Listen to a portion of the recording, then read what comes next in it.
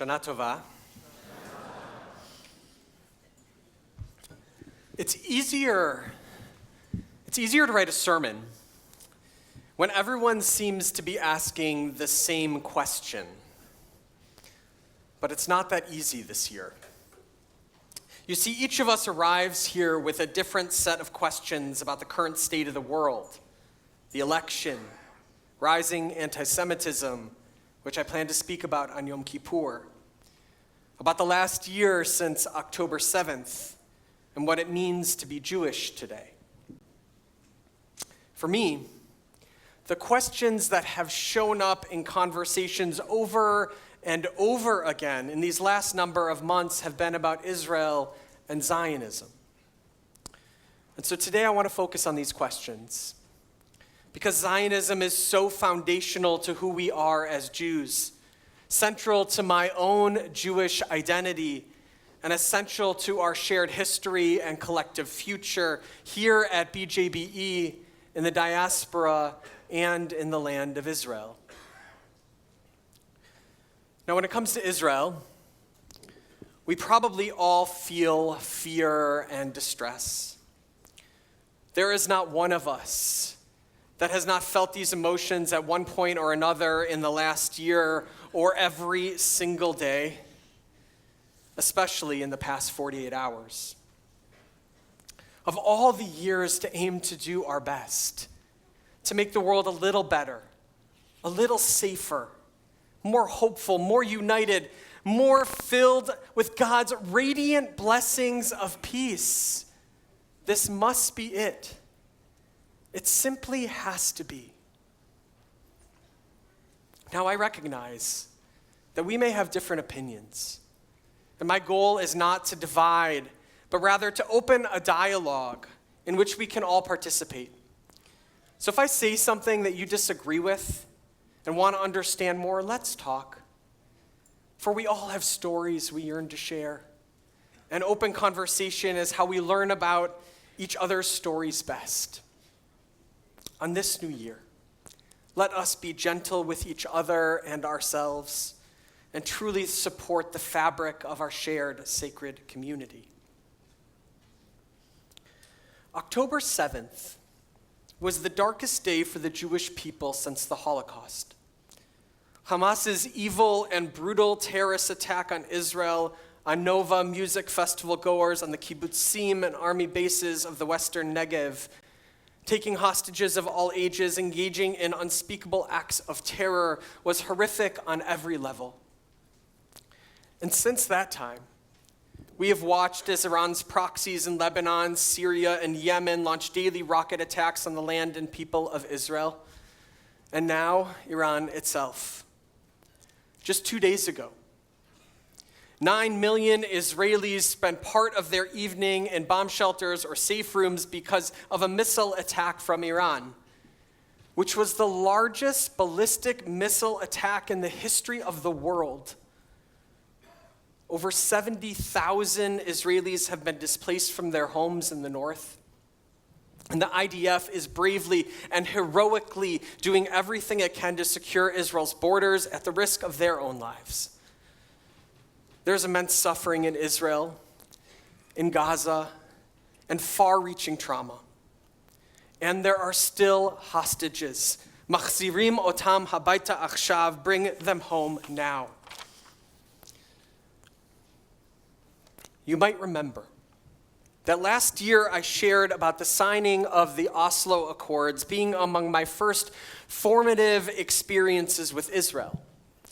And even at that moment, over 30 years ago, I also felt the emotional connection and pride, the warmth and sense of attachment to homeland that are foundational to my Zionism. I understand Zionism to be the essential and enduring need and right for the Jewish people to have a land of our own, a land that is rooted in Jewish values and grounded in Jewish time, a land that helps us bring us a little closer to the world that God intended for us. Israel is a place for those who want to build and nurture this vision, for this place to be a light among the nations and for that light to be shared all over. This is my Zionism. And in the last year, the intensity of my personal Zionism and Ahavat Yisrael, love of Israel, has greatly increased, and I know this to be true for many of you as well. For me, Zionism is akin to the eternal light that lives inside each of us, an everlasting and vital part of my identity. Zionism is both the realization of our collective destiny and a connection to peoplehood broadly and personally. Now, Israel has been part and parcel of the Jewish people even since before the story that we read this morning. From the very beginning of Genesis, in chapter 12, God speaks to Avram and says, Lech lecha, go forth to the land that I will show you. And ever since has been the center of Jewish existence. And we just read how Avraham takes his son as an offering on Mount Moriah, which is today Jerusalem. Abraham and Sarah and all those who came after them knew that they needed a land to truly be part of a people. Our story within Israel is literally thousands of years old. And then in 1897, a secular journalist from Vienna, Theodor Herzl, convened the first World Zionist Congress, where a great debate ensued about the essence of Zionism. Was the purpose of Zionism to respond to raging anti-Semitism and the need for Jews to have a safe haven? Or was Zionism represented by the actual land of Israel, where Judaism could be saved? And they knew, like we know now, that it's both. Today, Zionism means pursuing the aspirational ideals of Herzl and also Israel's Declaration of Independence. One that speaks to a land, and I'll quote directly from this document, that will foster the development of the country for the benefit of all its inhabitants. It will be based on freedom, justice, and peace as envisaged by the prophets of Israel. It will ensure complete equality of social and political rights to all its inhabitants, irrespective of religion, race, or sex.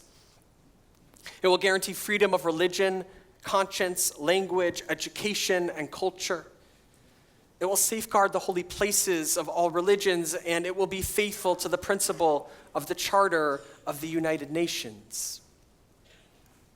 Justice and peace as envisaged by the prophets of Israel. The state was founded as a place where our Jewish values and aspirations for a better world could be borne out. This is a Zionism I am proud of, one that lifts up and illuminates a greater purpose for me and my own Jewish identity, one that fills me with pride, one that aligns with my Judaism, and one I believe will help bring a greater sense of wholeness to our world. And yet, so much of this is aspirational and continues to be something we work towards. In the last year, I've talked to members of our community who expressed real struggle with how they understand Israel's response to the atrocities of October 7th. It is heartbreaking to see the impact that war has had on all innocent lives. Look, we know that many Israelis are voicing their protest towards the current government, principally because there are still hostages in Gaza. And yet, when ballistic missiles are flying towards Israel, even the most determined protesters pull back, and everyone comes together. And the media that we consume plays such a central role in how we understand the complexities of this moment. So when we are challenged by Israel, we need to be able to hold many truths at the same time, including current policy, historical context, and Israel's right to exist. The vision and existence of Israel is bigger than any one war or policy or administration. And so in the one-on-one conversations that I've had, I've shared my view that Israel can embody the aspirational ideals of Zionism and yet also have a government that challenges us. Because Israel as a country is not perfect and certainly doesn't claim to be. Human beings and civilizations are not perfect. Even the United States aims to be a more perfect union. And we are not so naive as to ignore the fact that our own country still has a lot of growing to do. Even God, throughout the Torah, recognizes that creation is a work in progress. From Herzl's aspirational vision to the reality on the ground, Zionism is both an idea and an ideal. The aspirations of Zionism now have as much to do with the basic and complex functions of running a state, like the post office and educational system, sanitation, health insurance, pensions, civil liberties and protections, military and government. For all the ideals that Zionism is and will continue to be, it needs to work in parallel with running an actual country. And just like any country, these systems may not run as smoothly as possible. And my Zionism doesn't leave out the truths and realities of the Middle East in 2024. And frankly, it didn't in 1993 either. The aspirational beliefs of my Zionism do not prevent me from seeing or negating the suffering of Israelis and Palestinians. So an essential question is, how do we balance the aspirational ideals of Zionism and the real-life complexities of statehood? In a world of world powers, Israel is still so young. And just because Israel may not be perfect today, some might ask, does that mean that we give up on our aspirations for a Jewish homeland? And the answer is unequivocally no. At this moment, when Israel is fighting for her life, we cannot turn away. For the last 76 years, our people have lived and thrived on this land. And now that we have it, we cannot lose it, and we must defend it.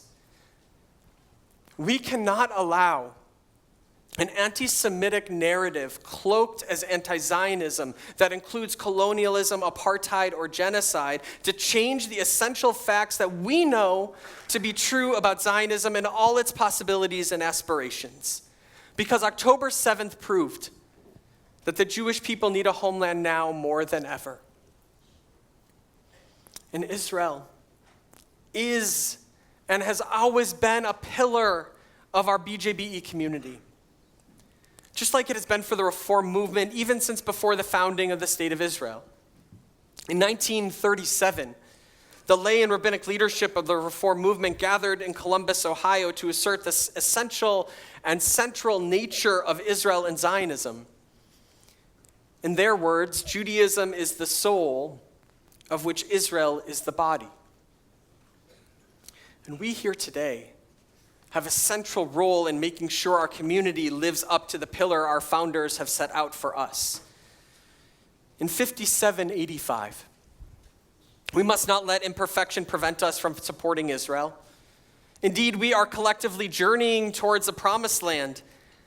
And there have been plenty of times in our history when the Israelites wanted to turn back, but didn't. And we won't either. This year, we will commit to voting in the World Zionist Congress, a voice for diaspora Jewry, which helps direct funds to the programs and initiatives in Israel that share our values.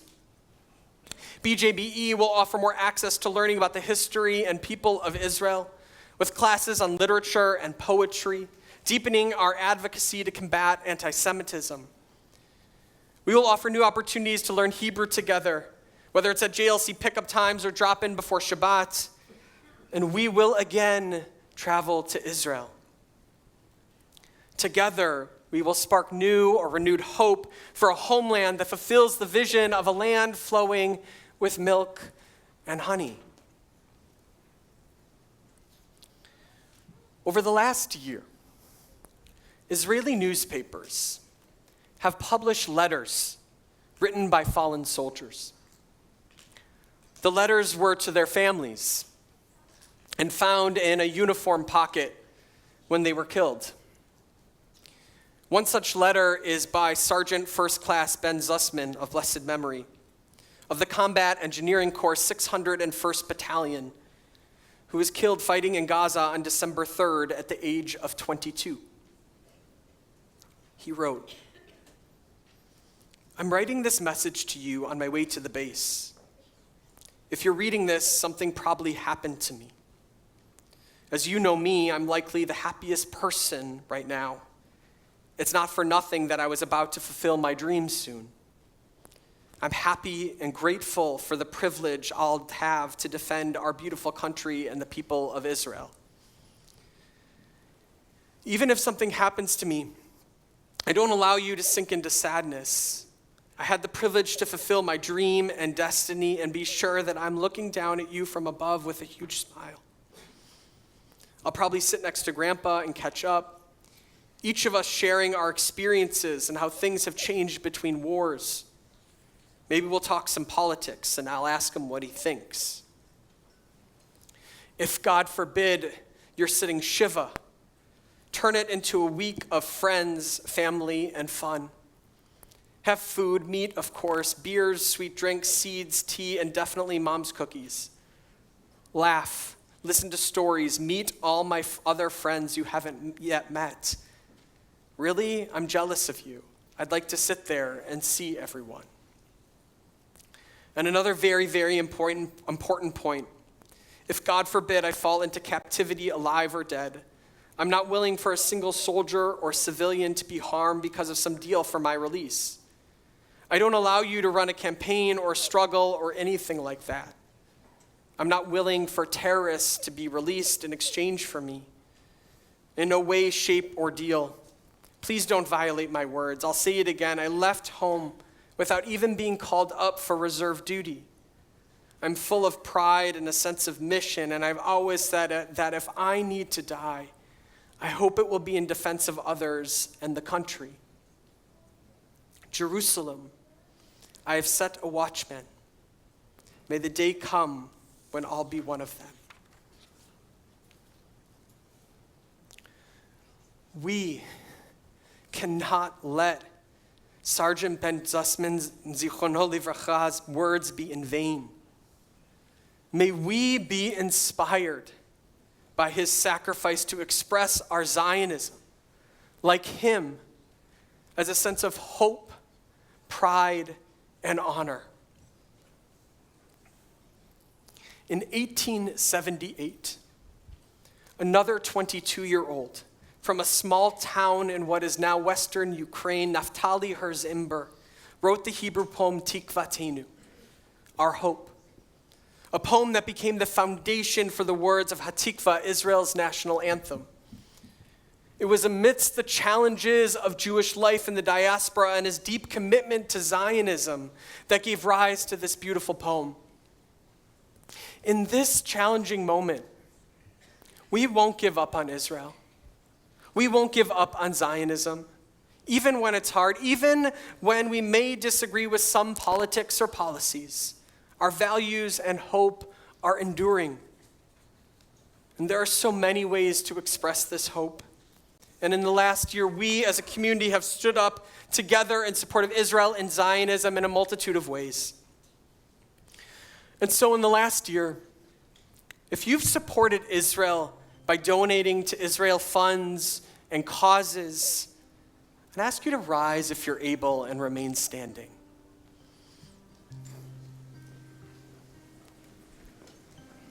In the last year, if you made a card or a thank you note for IDF soldiers, I'd ask you to rise. In the last year, if you've borne witness to testimonies of IDF members and survivors of October 7th, I'll ask you to rise. In the last year, if you've traveled to Israel, or if you started wearing a Jewish star or another symbol of Jewish pride, please rise. If you engaged with a conversation with a friend helping to share understanding about Israel, please join us and rise. In the last year, if your heart has been pulled eastward towards Israel, please rise. Od lo Avdah Tikvatenu. Our hope is not yet lost. Let us join together in words of HaTikvah.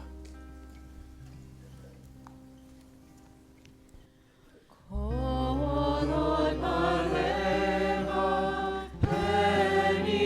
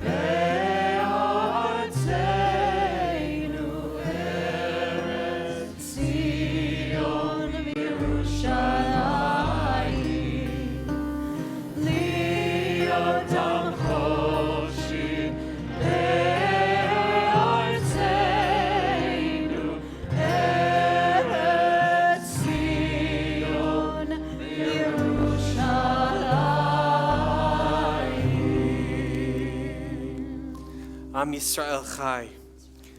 You may be seated.